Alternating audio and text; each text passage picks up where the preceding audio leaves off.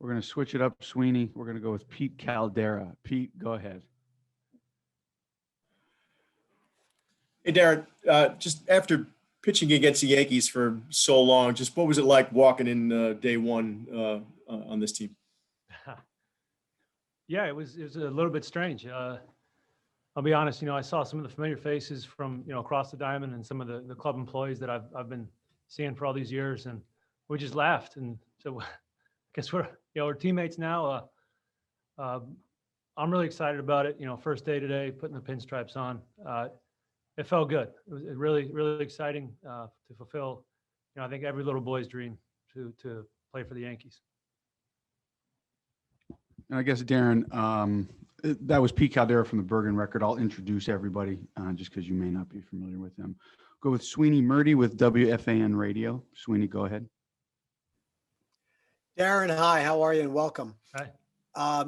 It's day one for you, but as the roster is constructed, you're the oldest player here and the one with the most service time. So how do you go about exerting your leadership on a group when it's day one and you really are trying to get to know everybody? As they look to you for that role, how hard or easy is that for you to navigate? I'll be honest, Sweeney, I was a little nervous coming into camp today too. Just, a new team, getting to know everybody. It takes a little bit. So I'm just going out of my way to meet the young guys, talk to them. I meet the older guys too. I guess everybody's young to me on this team, but just to get to know them and see how they tick. I think, you can't really make any great strides with people until they trust you. So just getting to know them a little bit and know that, I'm here to help them. And I've made a lot of mistakes and I've been taught by others and helped by others that help me avoid some other mistakes. So maybe I can pass that knowledge down to one more generation, one more group of young guys, and I can enjoy watching them pitch for the next 15, 20 years. How do you feel about surviving as long as you have in this game when your role has largely gone to guys with high velocity? I mean, there's a building you guys are throwing in that's called the gas station now, for crying out loud. I mean, how do you feel that you've been able to navigate that and survive? Yeah, they had to make an exception to let me in that place. I think I have to go throw, the bus stop or something. Yeah, it's different. You know what? But I think there's always a place in this game for different people. We can quantify just about everything these days, spin rates, break, all that stuff, but you can't, it's tough to quantify deception. And I think that's something that often gets overlooked. These hitters are so good. I wish we could tell you guys how good how good they are, but I wish you knew what it was like to face them. They get used to seeing the same stuff over and over. So, 95, when I first came in the league, 95 there was maybe one or two guys on a team and he was probably the closer.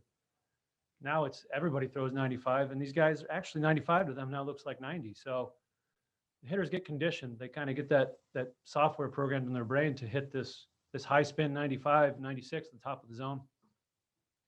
So you got somebody coming in just a couple ticks lower than that, maybe about 10, it just throws them off a little bit.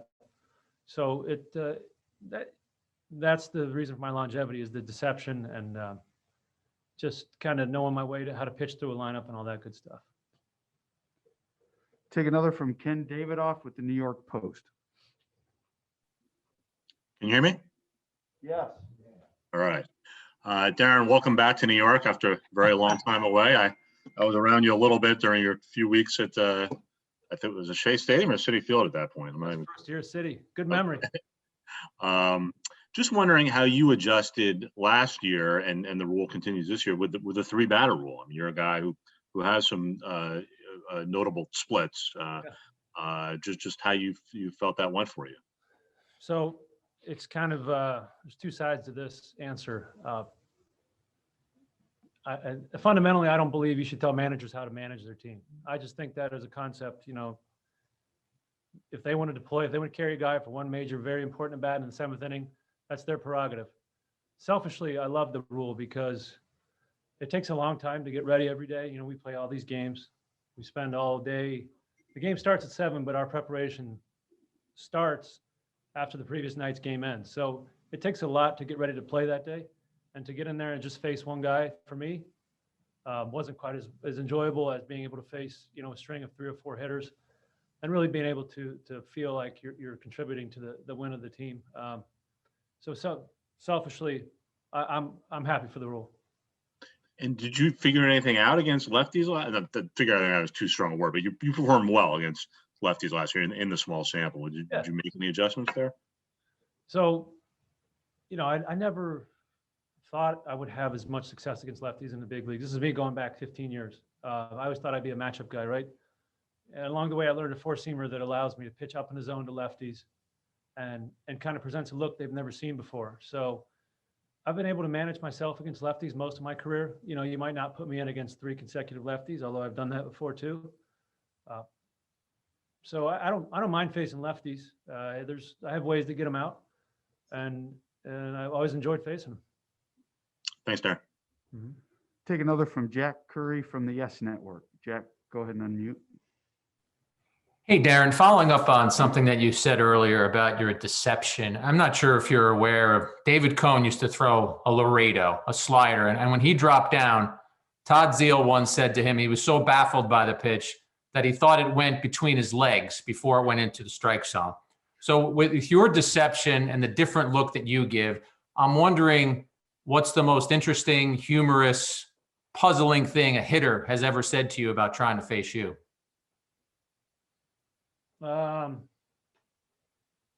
Boy, first day in New York, 2012 playoffs. Alex Rodriguez told the New York media he couldn't see the ball when I was pitching to him. And I remember reading that and thinking, man, like I'm doing something right. If this guy, he's one of the great hitters, he can't see it, and he's admitting that to the media.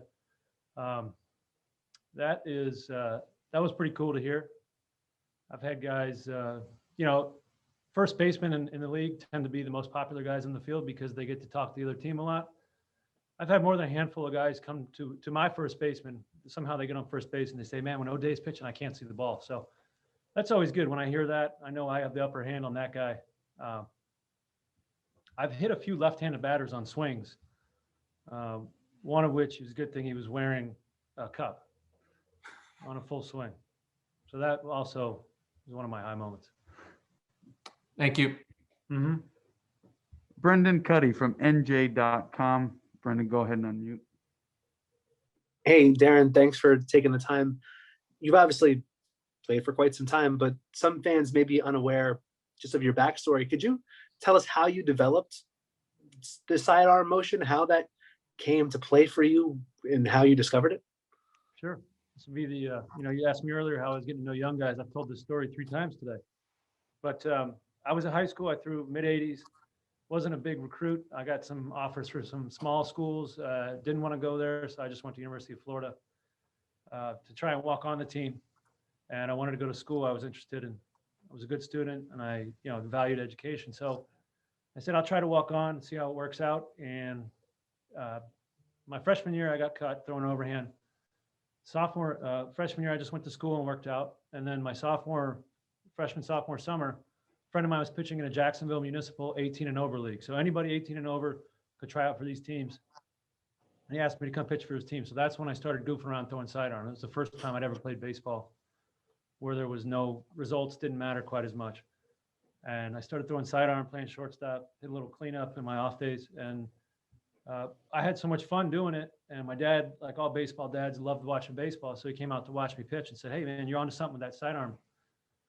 You should go try out again. So this is where the story comes full circle. One of the Yankees employees, Pat McMahon, anybody that really knows baseball knows Pat McMahon. He's a wonderful person and baseball coach. He was my coach in college. We had walk-on tryouts again. At the risk of being Rudy, I tried out again and made the team, became a closer, got a scholarship, played there for 4 years, played for Coach McMahon and learned a lot about baseball and about life. And, if he had never had those, I told him this the other day, if he had never had those walk-on tryouts, like a lot of D1 schools don't have them anymore, I would have played college or professional baseball. And, who knows where my life would be. So I'm excited to be here and be, part of this organization where Coach Mack is as well. Thank you. Yeah. Good story. Darren, we're good. Thank you. All right. Appreciate the time as always. We'll have you back here again soon. All right, guys. Thank you.